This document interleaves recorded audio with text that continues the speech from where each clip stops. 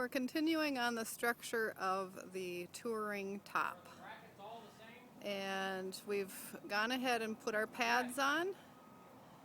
And if you recall, you want to make sure the pads are out on the outermost ridge of the bow to cover the ribs.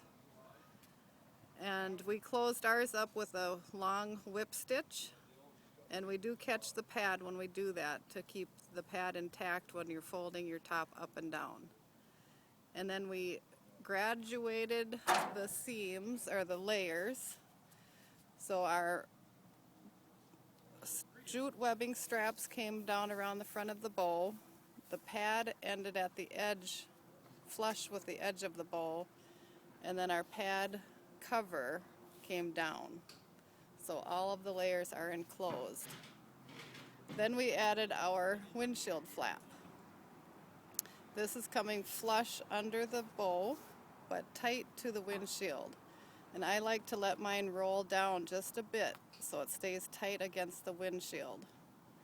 And that's your personal judgment. If you want to set it out farther, you can, but I like mine to be rolled down against the windshield. That'll keep the rain from blowing in. And then you want to do little slits in that seam allowance.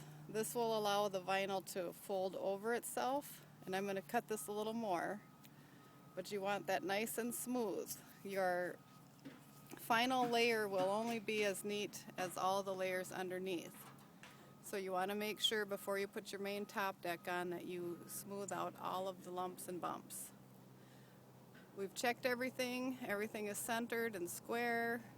Our windows are nice and centered. We've trimmed out the protective layer of the rear windows. It's easier to do before the main top deck is on because it's pretty dark in there once the top is on. We've got our roll-up straps in place, and we're ready to proceed to the main top deck.